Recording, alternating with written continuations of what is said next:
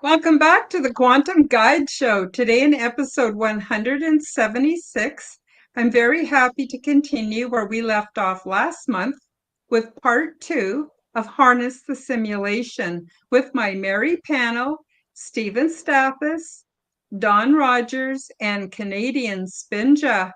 Unfortunately, Jennifer Halcame could not make it to the show today. Stephen Stathis created and hosts the popular podcast and channel BG Cast, the podcast that covers the Great Awakening live and is a multifaceted podcast that covers everything going on with the Great Awakening on planet Earth. Steve had his awakening in 2008 and since then has dedicated his life to his spiritual path, uncovering the truth about the nature of human beings and existence itself, as well as uncovering the occult nature of world governments and global establishments. Canadian Spinja has been on her awakening journey since 2007, has been on a quest for truth and healing ever since. Spinja fell in love with weaving when she was 6 and bought her first spinning wheel in 2011. And then she entered the Fiber Arts program at Ontario Handweavers and completed the Spinner Certificate Program Level 5 in 2013. In 2024, she created her YouTube channel, hoping to empower and inspire people to do things for themselves, share alternative healing modalities, save money, and embrace the feeling of creating. Don Rogers, in September of 2023, Don Rogers started having a succession of nightmares and memories of intergalactic warfare. Some of these events seem to be happening in the future. Thankfully, his partner, Canadian Spinja, had been on a podcast information deep dive into the spiritual and paranormal and convinced Don to listen to a podcast about the super space program, and it immediately resonated with him. After he was put into hypnotic regression, everything started to make sense, and he created his own YouTube channel to offer his insights to other newly awakened people.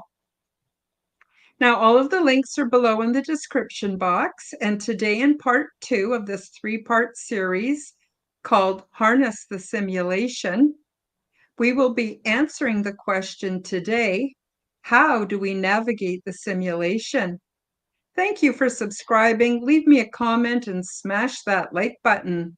Stephen, Spinja, and Don, welcome to the Quantum Guide Show, everybody. I appreciate that. Thank you so much, Karen, for having me on again. It's good to be here. Oh, my pleasure, my pleasure. Super stoked, Karen. Thank you. And if you can't hear me, I'll just run out with Dawn. No, I can hear you now. I can hear you. It's all good. Hi, Dawn. Okay. Hi. Beautiful. Sorry, I hit the wrong button there and kicked myself out. No, it's all good. It's all good. It's all good. So here we are talking about harnessing the simulation. So last month we talked about what is the simulation and about, quite a bit about simulation theory and how we understand it. And today we're going to talk about how we personally harness the simulation. So obviously it does look like we are living in a simulation. Some call it a holographic universe with, of course, real life consequences to our actions. But I'm wondering if you want to share anything left over from last month, or do you want to dive right into techniques and things that you found help you to actually maneuver within the simulation? I guess I'll go first. I do have a bit to say, and it's kind of interesting because I just did a show yesterday with Rock Castaldo, and you've had him on your show, and he's an absolutely fascinating individual, and he's very well versed in plasma physics. And basically, on a plasmic level, he basically broke down the same thing I did on an ionic level about how everything in this reality seems to be highly in tune and impacted by the vibrational frequency that we project into our own reality. So that was just the kind of thing that was on the top of my head. And I think that has a lot to do with what we're going to get into today. Mm-hmm. Okay. All right. Well, one thing I'd like to add, I mean, because I unfortunately wasn't able to be here last month, but no, it's definitely become apparent that we are living in some kind of interesting sort of simulation. I've been joking about it lately and calling it a higher dimensional monitoring reality show.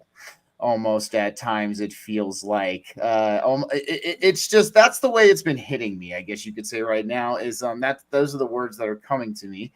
I mean, really a great way, that I think I maneuver through the simulation is I have this kind of interesting understanding, and I know Don and Spinja have watched this episode, and I know Karen, that you have advertised this episode of mine before, but it's the symbolic lens. And uh, based on my experience and the experiences I've had in my spiritual evolution, I've come to find that symbolism, at least in my eyes, is the prime fundamental language of this reality or the simulation.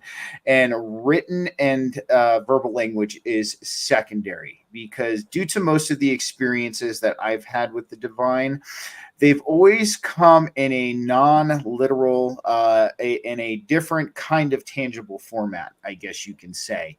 It's usually in symbols. In my subjective stage on my day-to-day life, it's usually in emotions, it's in subtle nuances, it's in subtle hints. Very rarely is the message or the thing that I am seeking or the answer to the question that I have, very rarely is it in a literal context. And when it is in a literal context, it's usually done through a loved one or a close friend. And the best example I give is, if you ever been like in a sticking point in your life and you can't get out of it, and then that really good friend or that family member comes along and tells you exactly what you need to hear. Just it seems to be the exact thing that makes the switch flip and you go, "Oh yeah, I've got it now. I think I understand." So that to me is the divine actually being like, okay, Steve's not getting my hints through the symbolism, through the subtle nuances or anything like that. So we're going to try it this way through his brother or his mother or something like that. But I digress. The one thing I would implore people to do is to open themselves up to how the divine is speaking with them. That would be the number one thing, because a lot of people think that it's just going to be all literal and the answer is going to come out and just smack you right in the face. No, that's not how it works. You have to reciprocate. You have to meet the divine halfway. And I think once you do that and you open yourself into that realization, then you're going to start seeing more things. And you're going to be like, wow, like I've been missing out on this all along, at least in my experience. Yeah, well said, well said. Thank you. I know in my life experiences, I push the envelope quite a lot because I've always suspected we lived in a simulation. I didn't exactly know how it worked, but I've had great success with law of attraction. I mean, I've never tried to manifest millions of dollars or very much in the way of material things, except for what I need. Like, for instance, I needed decent housing in a nice neighborhood where it was nice and quiet, no drama, and, where I had everything I needed and privacy and everything. And I got that. I needed enough money so that I could eat well and so that I could buy some things for my grandchildren and afford to go visit them and things like that. And I got it. I've even played around with corrupting past memories, which I've had wonderful success with. And I think Dawn would be the best one to talk. Well, I shouldn't say the best one, but better than me to talk about the double slit experiment. But, once we see something a certain way, the particles actually go back in time and change it. So I have found wonderful success from positively corrupting past memories. Sure makes me feel a lot better. And I don't know, Dawn, do you want to speak a bit to maybe the audience that's not really familiar with the double slit experiment? I can, yeah, and I can do it fairly basically because I'm getting used to explaining this. Basically, the double slit experiment was done many years ago, and what it basically found out was that ions, when observed, act differently than when not observed. And what I mean by this is, like, they shot ions at a screen and they acted in a certain wave pattern. Now, when they were in the room and shot the ions, they came out straight as you would expect them to. So they're like, okay, they act differently when there's a human in the room. This could be electromagnetic field. It could be something else. Maybe there's some type of human interference. So they took the human element out of it and put in a mechanical camera. The ions still reacted as though they were being watched, therefore proving that they are sentient and can control their own reality. And Karen was actually the one who cued me into the fact that if they actually changed the camera angle, the ions would actually form to go back in time and change the observation. I think that's about the quickest way I could explain it. Yeah, yeah. Canadian Spinja, do you have anything you want to add at this point? I just wanted to go back. Can you hear me okay? Yeah. Okay, perfect. Just in regards to just some observations, like my own observations in regards to the simulation. It's pretty fresh, right? I noticed loops, things that are repeating. And one example I will use is my luck, and it's happened with Don. He's into it. The Neighbors from Hell. It seems like where like right from my very first apartment, there's always been very disruptive neighbors.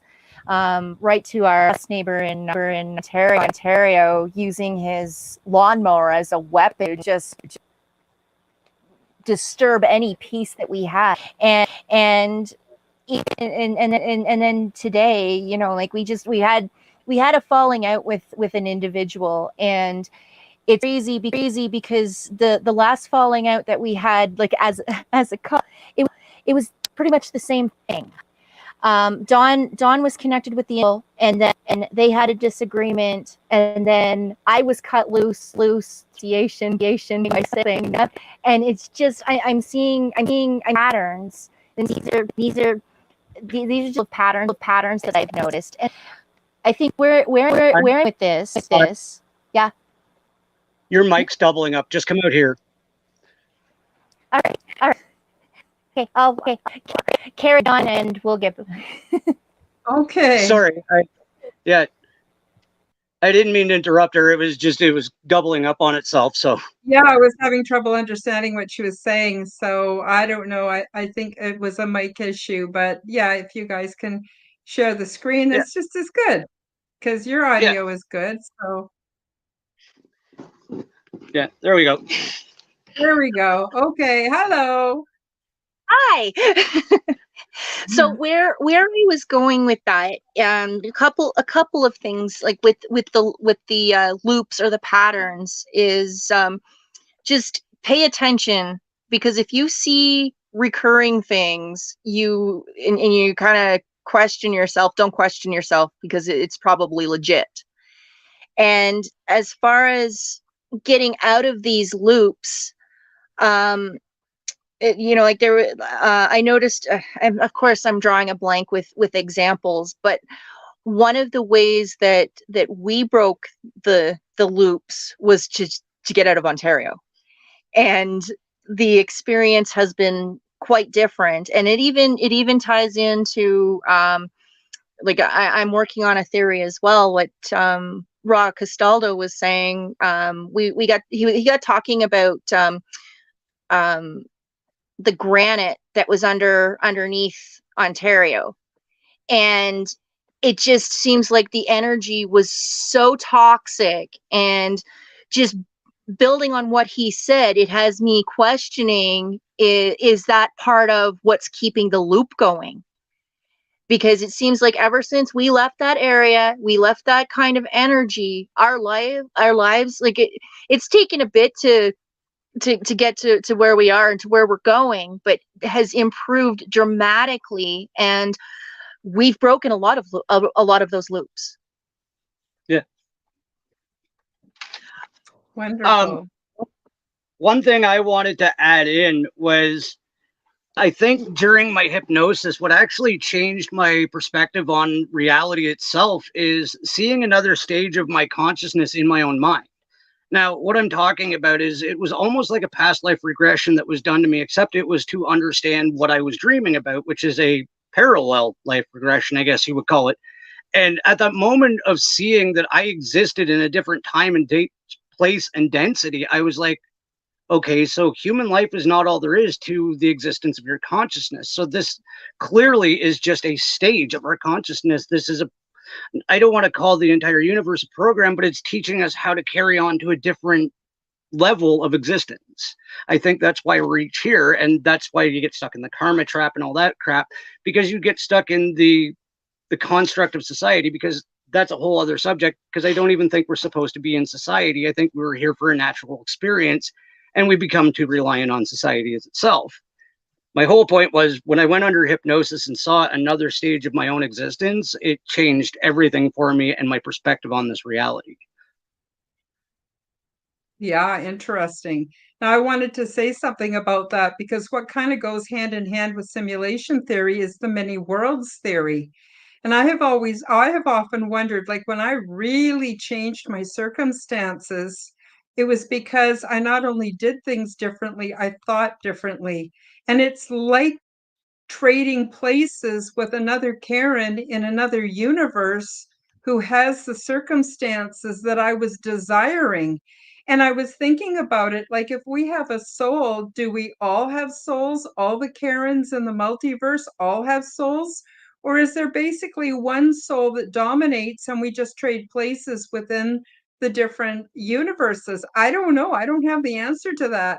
But I do notice that along with radical change often goes subtle differences, like, for instance, the differences in the Mandela effect, or something else where someone who I knew once or doesn't remember ever knowing me or something like that. I don't know. Stephen, do you have any words of wisdom on that?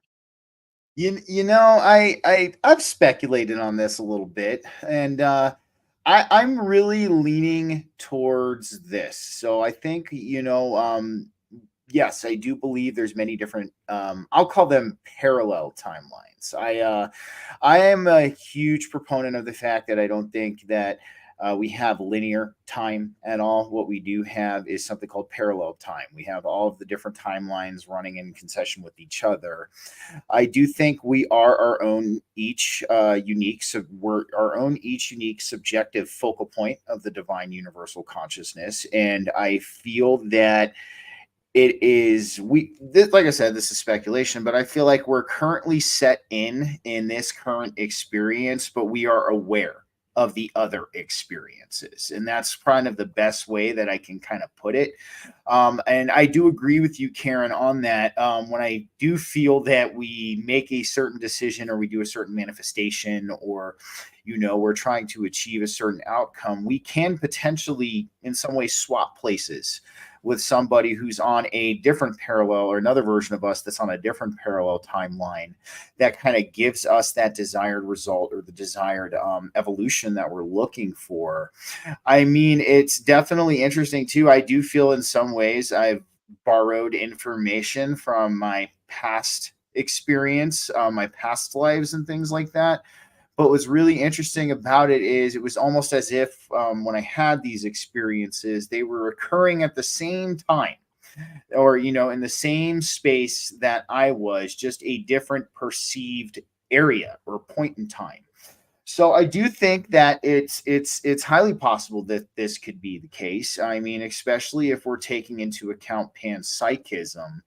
If some of you guys don't know what that is, it's Don, you're going to love this. It's one of the most hated theories in quantum physics right now, and the reason why it's hated is because it throws out that consciousness is the prime fundamental of all existence, meaning that matter is dependent on conscious observation. And one of the biggest reasons this is hated is, number one, it takes our place in the universe and our existence in the universe as being coincidental or by chance, and makes it absolutely necessary. That's the number one reason we are necessary to the universe existing. And that places us in a very important role here. And the second reason that this is one of the most hated theories in quantum physics at the time is because it destroys objective reality.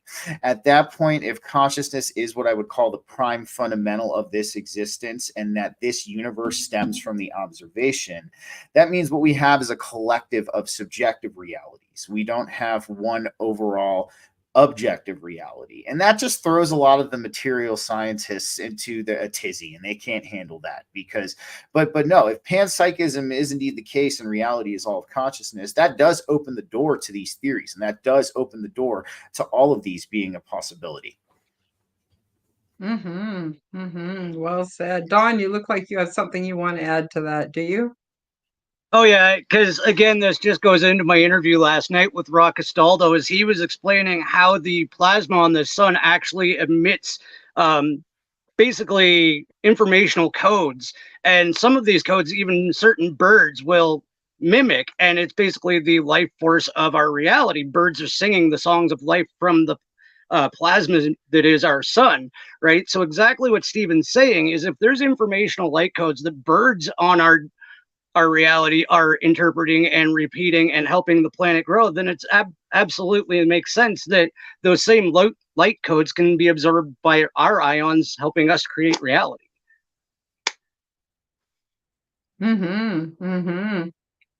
So I wanted to share with you guys something that was so simple and had a huge dramatic effect in my life. And this is pertaining to how I personally harness the simulation. So imagine the simulation's like a horse, and you need to sort of harness it and get it to kind of get you where you want to go in life. And this is so simple, and it was so dramatic.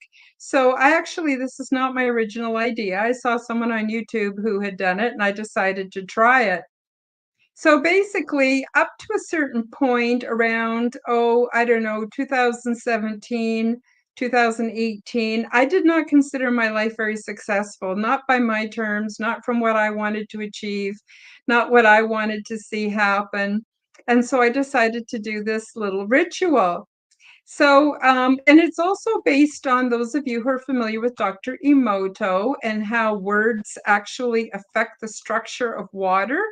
So I took two identical transparent glass glasses, and I had a jug with some water in it. And I put a label on the glass to my left, and I worded it as unsuccessful. And then the glass on my right, I wrote on the piece of paper successful and stuck that onto the glass to the right. And I kept it very general for a reason, because sometimes you got to be careful what you ask for. You just might get it and it doesn't look and smell and taste the way you thought it would. And I thought, well, success is something that, it can be subjective. So anyway, so what I did was I poured the glass that had the label unsuccessful. I poured it half full of water, and I focused my intention on it. And I said, okay, Karen, up to this point, I would say your life has not been very successful. I could definitely call it unsuccessful. But in this very moment, everything is about to change. And I took the glass of water and I poured it into the other glass that was labeled successful. And I focused my attention on the glass of water, and I said, from now on, you can't lose. Your life is going to be absolutely successful. This is just how it is. And then I took the glass that said successful, and I drank the water. And then I put the glasses away, washed them and put them away. And that was it. That was it. It was very, very simple ritual. And I gotta say, like, it wasn't a smooth sail, but oh my God, my dreams have really come true. I consider myself very successful in so many ways. My health, my relationships with other people, my community, the housing that I live in, having enough resources so that I'm not worrying about money. God, I hated worrying about money all the time.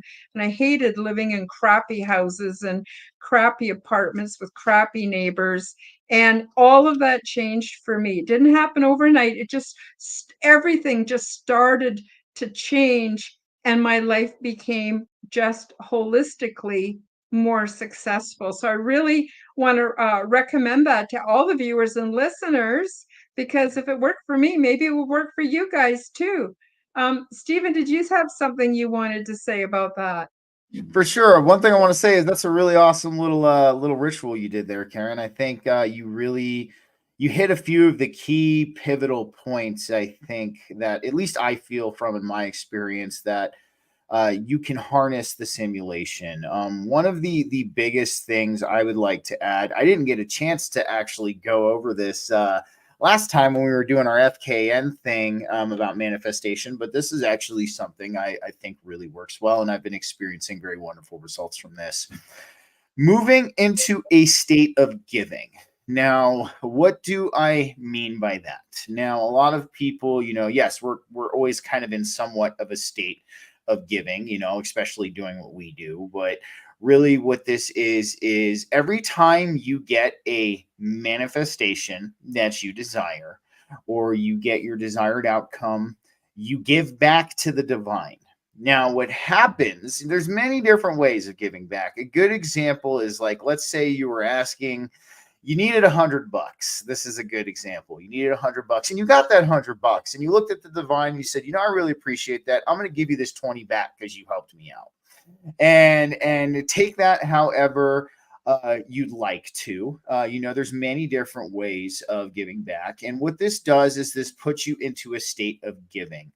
And when your higher self and the divine consciousness understand that your frequency is in this state of giving, you're going to harness the simulation in almost what I would call a masterful way. Because that's what the divine wants. That even plays into gratitude. You know what I mean? Having something as simple as a daily gratefulness ritual or a daily gratitude ritual, you will see immediate changes just from doing that. I promise you that. I mean, it was so immediate for me. Like, I've always been grateful and I've always tried to act grateful for everything that I have and everything that I do. But really stating that intention with your words at the beginning of the day, just like you were saying, Miss Karen, Dr. Emoto, how our words affect this reality. It's something to that. I mean, we look at etymology and the basis fundamental of all the words as well. And that's why we do have to be really careful with the words that we speak, not just towards ourselves, but towards others. And that's something that we have to take into consideration. Of course, I still have problems with it myself. We're not perfect. We're figuring this all out as we go. The other thing, too, that has to do with words are sacred languages. I've noticed a profound effect from using mantras in the language Sanskrit. This kind of even ties into the cymatic effect. If all of you are not familiar with what cymatics are visible sound waves. When we take certain frequencies and we play them through mediums, whether it's a cymoscope, a non-Newtonian liquid, or sand on a Cialdini plate, what we're greeted with is this geometry, this beautiful geometry. And we can see that a lot of the lower frequencies that we play don't really have this very intricate, beautiful geometry. It's very basic, very bland. And then when we move into the higher frequencies or we use these different languages like Sanskrit, we start to see this geometry emitting, this beautiful geometry coming from all of this. And you have to think like, well, we vibrate at a resonance frequency too, right? So that means we're also emitting this beautiful geometry as well into the universe and into our conscious subjective stage as well. So it's good to continue that beautiful geometry, if you get what I'm saying, and to, watch the words you speak, use these sacred languages, use these rituals with intention for these manifestations, and harnessing the simulation. These have been a few of my key hacks that I've used that I've seemed to really notice that work. I mean, the one thing I'm a huge proponent of is it's a lot more simpler than it's made out to be. A lot of people try to make this complex. They try to make it seem like you have to join a monastery or you need to join something else and do this. No, this is all very simple and accessible to each of us. It's just the desire, the will, and the intention to do so. Mm-hmm. Now, Canadian Spinja, I know you've done a lot of work with gratitude, haven't you? Do you want to tell some of the viewers and listeners about that?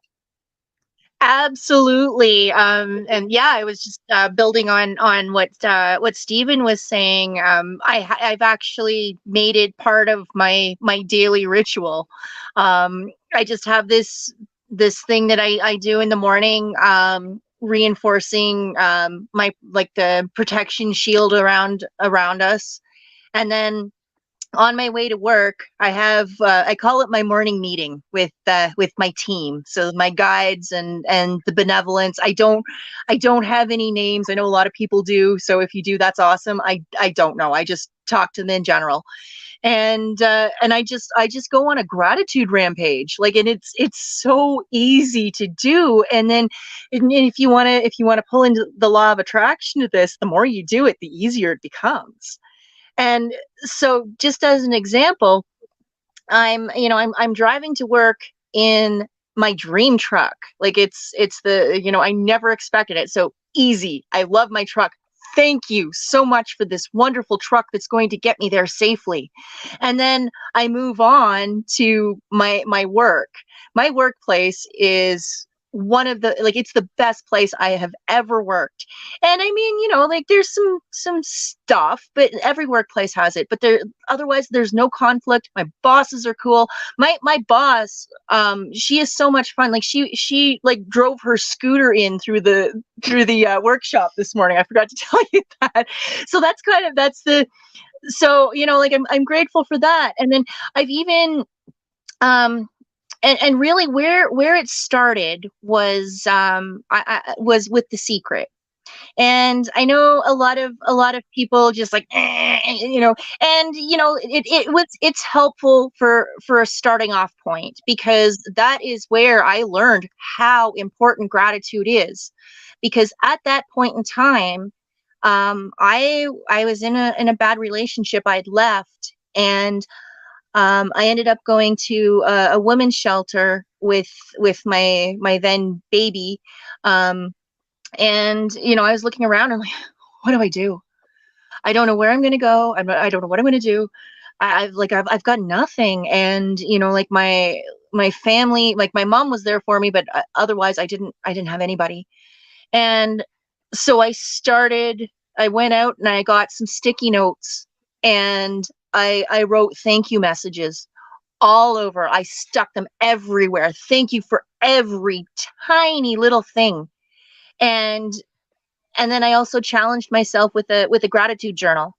I would write down 3 things, and then the challenge of it was the next day I had to write 3 more things, but not the same thing. So the first little while, easy peasy, but eventually it gets a little challenging, because you have to, it's easy, your family and your friends and your home and all that stuff, but then you have to actually start looking. And when you start looking, for me anyway, it really changed my perspective. And it's yeah, it seems like things aren't going so great, but wow, I've got this and I've got that, and this is pretty awesome. And I even did it to the point where my son was probably about 2 or 3 years old. He was we were driving along, and we were coming up to a red light, and then all of a sudden it turned green, and he's like, "Thank you, green light." So that's my gratitude journey. Wonderful. And Dawn, while I've got you up on the screen, do you have anything you want to add? I actually do. When we're talking about, how we individually harness the simulation, you were actually a huge turning point, surprise, surprise, for me in my understanding, and basically a paradigm shift on this whole concept. And what I'm talking about was when we had our visit and you showed us that energetic experiment on how far your emotional frequency or electronic field projects out of your body, given your emotion that you're feeling. And that kind of kicked my science mind. I thought I was talking to her on the drive home from Red Deer, but I thought about that the whole way home. Because in my scientific mind, I was like, well, wait a minute. If I'm emitting a frequency, that means that every other thing that I'm coming in contact with that has an individual frequency, I'm now changing it. So if I can keep myself in a high vibrational frequency, there's a good chance everything I come into contact is going to vibrate a little bit higher. And since I've taken that mindset, I got to admit my life's been pretty damn easy. And a lot of the people I interact with are fairly high vibration. And it was literally with the experiment that you showed us that you can emit a frequency out to like 25 feet away. Well, that's science. That's not woo-woo.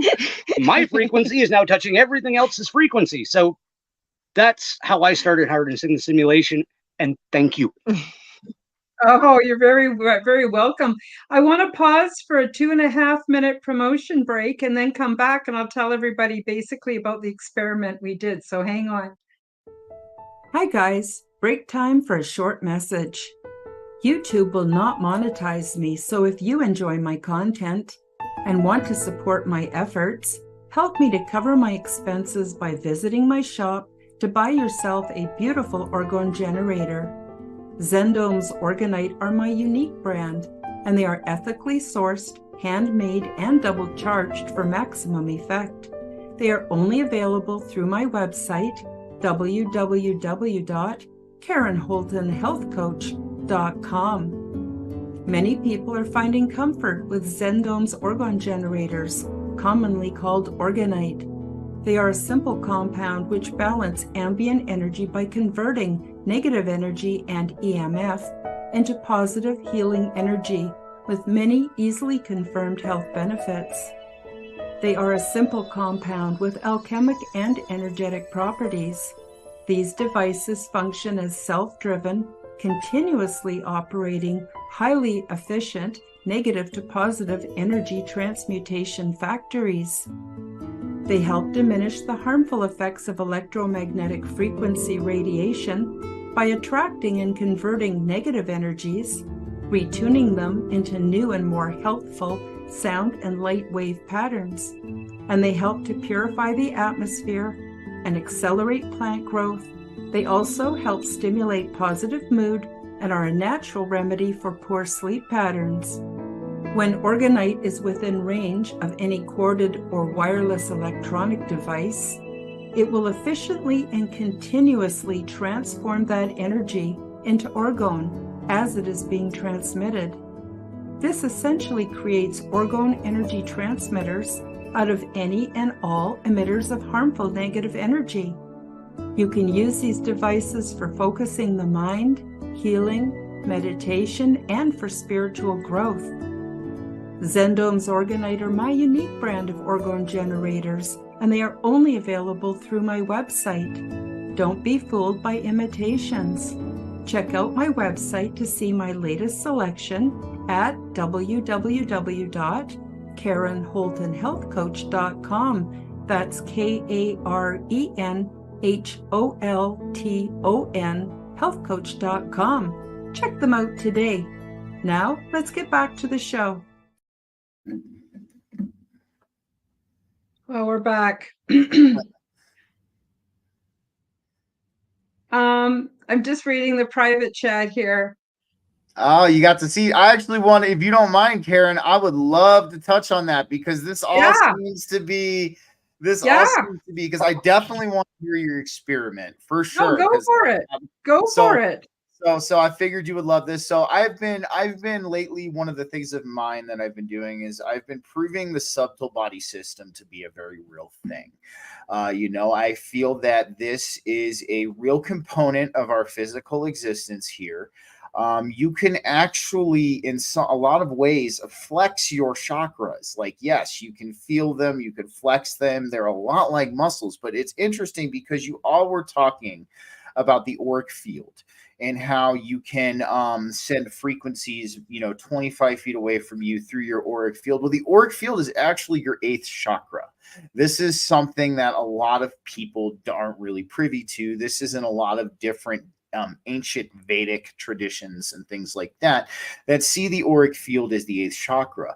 So why wouldn't you want to take care of your eighth chakra as an important chakra? Because it's the one that's surrounding you. It's the one that is permeating your energy into the field. So, I mean, that's just something I wanted to add. And this kind of just even lends a little bit of credence to the fact that the subtle body is a very real thing. This is not just some metaphysical concept that's been talked about in these different books. So Karen, lead the way. I want to hear what you did with this. This sounds very interesting.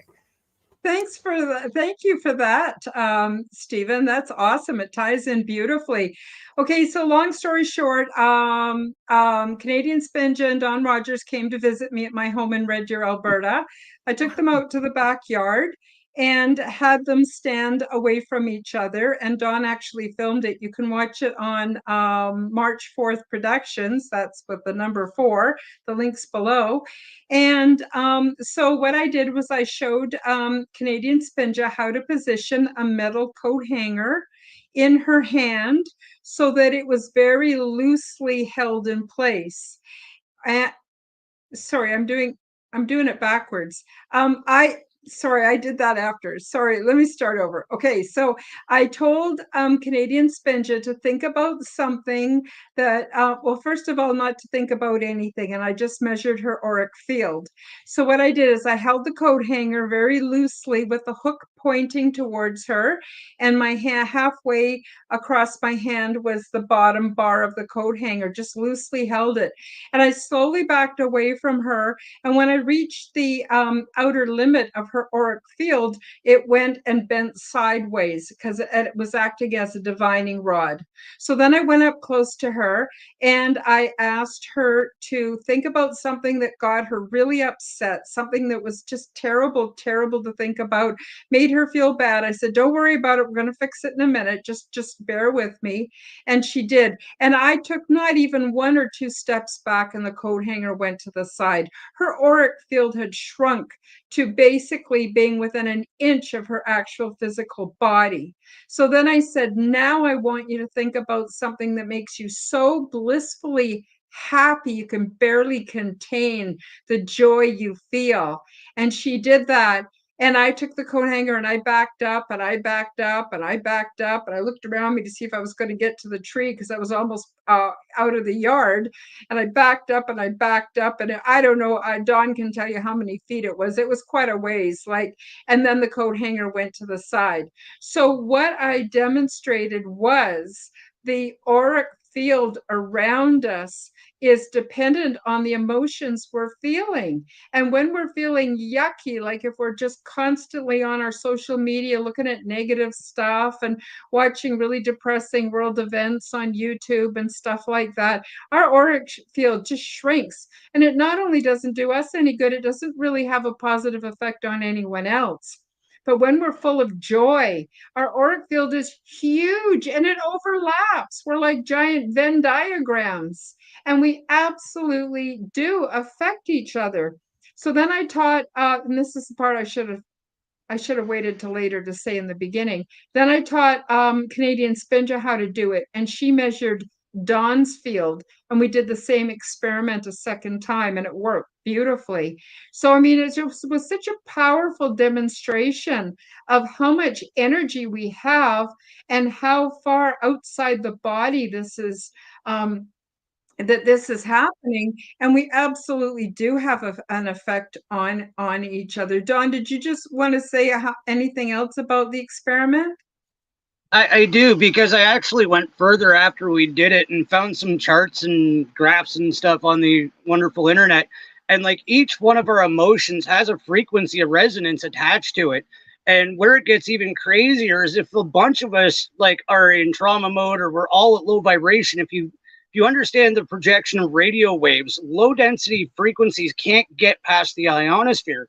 So what that means is we're basically continuously pelting each other with shitty vibes. I really don't have another word for it, because they can't even escape the ionosphere because they're just being recycled. That's part of this karmic trap.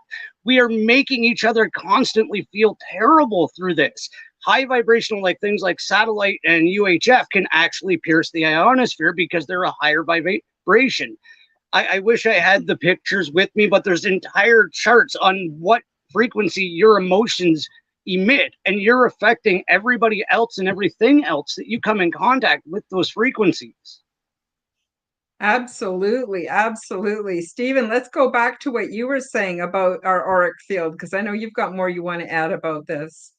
For sure. I mean, this experiment is actually very interesting. I'm going to have to give it a go myself. But I mean, seriously, we talked about this on the FKN meetup chat we did the other month, and we are in very intense emotional states. We are very close to the core of what I would say our divine nature is. And our divine nature wants to vibrate in a higher frequency, because as we vibrate in this higher frequency, we are closer to the source. We are closer to what we truly are. And I think this really plays into play with our auric field, because you have to think our subtle body system is also a part of our true divine nature. And when we have that subtle body system and that eighth chakra activated and vibrating at a higher frequency, it's most certainly going to impact the reality in the world around us. I have had instances of where I have been in, like, it's almost like I kind of want to joke and say, like, it's almost one of those old 1950s ads you would see on TV where it's black and white, where the dude walks in smiling and everybody else starts smiling, and then everybody's all good and they're all having a good time. I've had legit instances like that where I've walked into places and I've been just, grateful and joyful and in a state of abundance and in a high frequency. And it's like everybody immediately gets locked on and it's like, whoa, what's up with this guy? Why is he so happy? I want to be happy too. I want to feel these good emotions. So it is. And as I was saying, lower density frequencies cannot permeate the ionosphere. And that's why I think that even plays into what I would even say, I call it the reincarnation learning experience / trap. And I don't, when it comes to things like that, always in my eyes, it very rarely do the real answers sway to any end of the polarity spectrum. We always happen to find that the true answer lies somewhere right in the middle. So, and this commonplace with this, I mean, you have to learn that this is a trap. And sometimes it might take many lifetimes for you to learn that this is a trap. But I'll digress. What I was saying is that ties into that, because if you live your life in a lower frequency and you live your life stuck into the material realm, you're not going to leave here. You're going to come right back. And you're going to continue this until you do learn, until you do understand what's actually going on. I saw a comment pop up somebody had in regards to healing. I don't know if this was in regards to me, but one of the best things, can't it extend to unlimited for healing? I'm going to try my best. I think I kind of get what you're saying there. The one thing I will say is this is working with your subtle body system is going to remove almost all of the energetic blockages that you could be facing, because what you're doing, so these energetic blockages come from our meridians and the way that these frequencies and this energy flows through us. And if we are not acknowledging that we have this other part of us, this subtle body system, where our chakras and our energy meridians lay. What happens is we can get clogged, we can get blockages, we can get these things that can, and ultimately, too, the one thing I'll add to that as well is we have the reciprocating Ouroboros of energetic and physical. If we have energetic issues, they will manifest into the physical. And we've seen this with stress. We've seen this with trauma. We've seen this with all of this. They will manifest into your physical being. So I do feel that if you work with your subtle body system, you learn to understand your auric field and the effects that it does have on the not only your subjective existence, but the collective world stage that we experience. I'm going to absolutely say that your healing is going to be accelerated and you will have access to unlimited healing. And one of the best parts I find about doing this is a lot of these revelations and a lot of these remembrances and realizations that you experience will be permanent. They will be embedded within you. It's not just a fleeting moment that sometimes we get from, a real good meditation or a very interesting entheogenic experience or something like that. These will be permanent things that are embedded into your being. So I do think it does open that doorway. Yes. Wow, fantastic. Well said. I want to give everybody a little analogy what it's like for me. What it's like for me, have you ever been to a house party in the summertime? And usually too many people show up and there's not really anywhere to sit, and people are sitting on the stairs and it's super crowded and everybody's talking really loud because they can't hear each other, and it just gets louder and louder. And you get to the point where you go, oh my gosh, I wish I was at home watching TV, putting my feet up. And imagine you go out the back door and it's a fresh, beautiful summer night, and the sun's almost gone down and the birds are in the trees, and you get hit by the fresh air. And it's so lovely and so refreshing. And that's what it's like, I think, when we come into our power and when we come into our energy and we leave the problems and the cares of this world behind. I mean, we do what we can to be good people and to be, to affect positive change. But let's face it, we can't wear the world on our shoulders. It's exhausting. So imagine stepping out into the cool of the evening and feeling that breeze. And, the birds are sort of just all starting to simmer down out in the trees. And it's just so lovely. It's so lovely. Life can be like that. So I guess the bit of advice I want to give at this point is be careful who you associate with. And that includes how much time you spend in front of screens. It could be TV, it could be your phone, it could be a computer screen. There is some beautiful stuff out there, but mostly not. And it's so easy for me. It's so easy to get sucked in. And then I'm I'm breathing shallow and rapidly, and I'm not even, really aware of how beautiful life is at this exact same moment. So just be aware of your associations. This is cute. Mandela Miles says, my feet are up. That's awesome.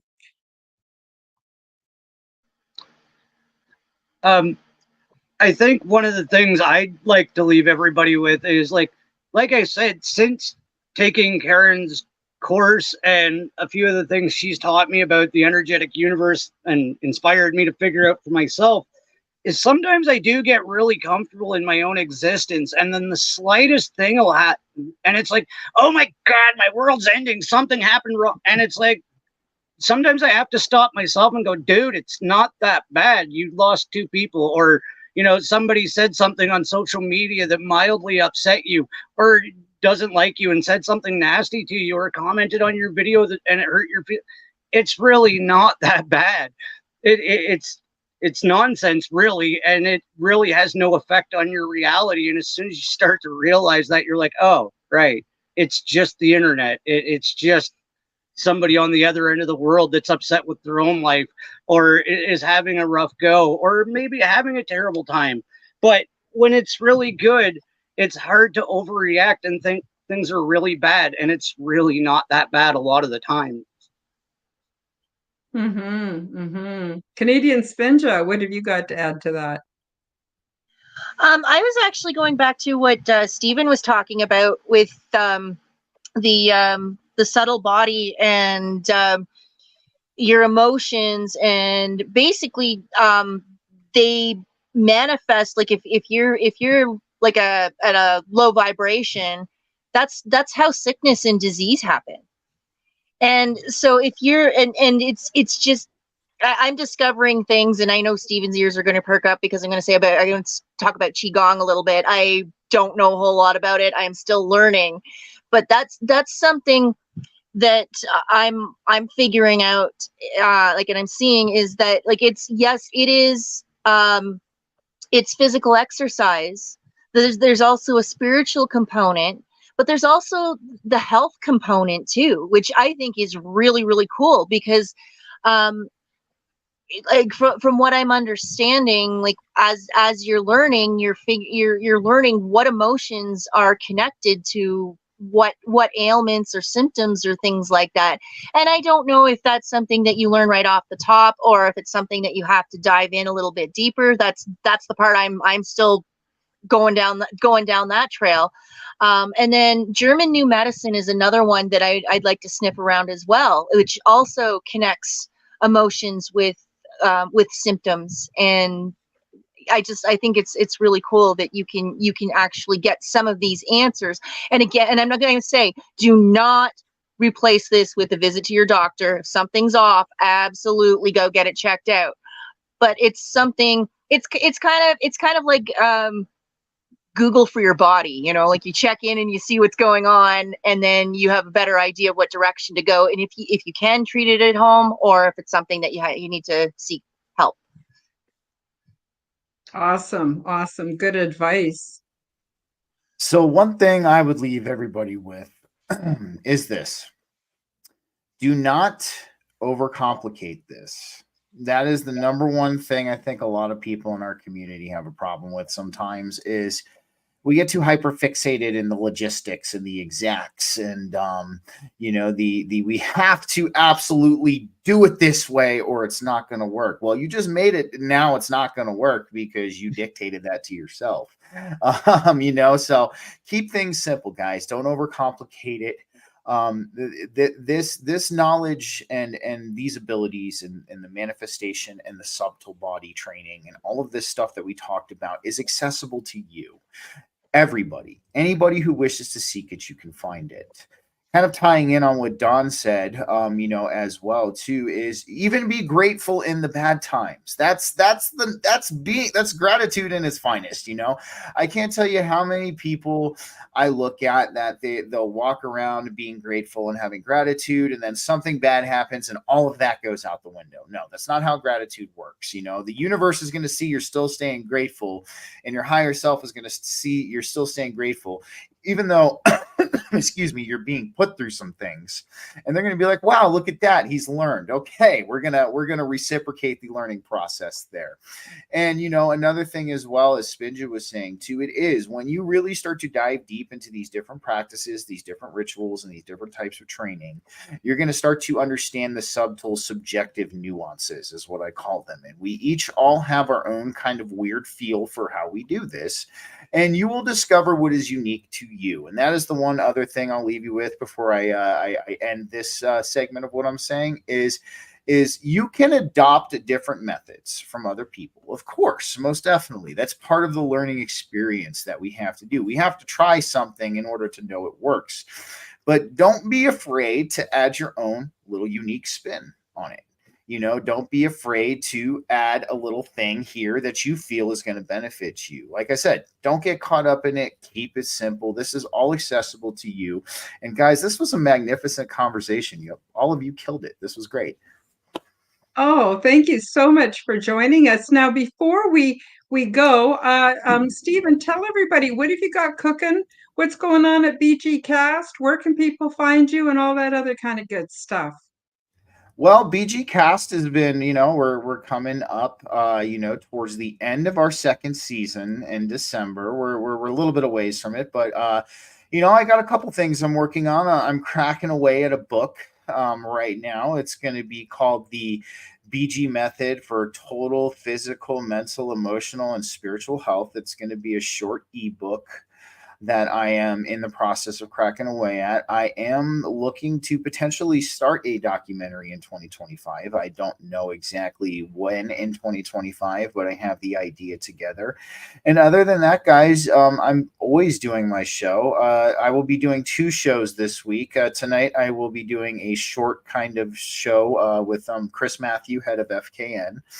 And we're going to be discussing some things that have been going on with the community as of late and everything that's kind of happened over the past weekend. And I'll have my full-length show tomorrow on Thursday, which is usually on Wednesdays. But since we're doing a double feature this week, this is how it's rolling. You guys can find me along with Karen and along with Don and Spinja on the Forbidden Knowledge Network at forbiddenknowledge.news. If you guys like Chris Matthew, Ryder Lee, Charlie Robinson, Corey Hughes, you can find all of them there. And definitely check out both the documentaries. Check out Forbidden Knowledge Louisiana, the occult documentary, and JFKX. You guys can find me on Rumble under BGcast, YouTube under BGcast, every major podcast platform, and all social medias under BGcast. And Karen, thanks again for having me on. It was real cool to see you again. And it was real cool to sit down here with you. Yeah, for sure. Oh, so cool to see you again, too. Thank you so much for coming on the show today. Oh, just such a pleasure. Anytime.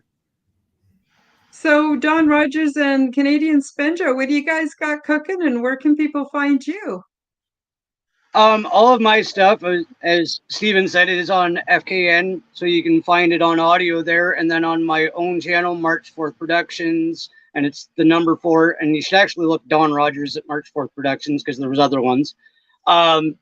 So you can find all of my content there, and I have to apologize. I really need to get off my ass and get her content under my heading on FKN because Chris was gracious enough to allow that like 3 weeks ago, and I still haven't done it. So I do apologize. It's coming because she has some amazing interviews with some awesome guests about everything that Karen explained about her podcast.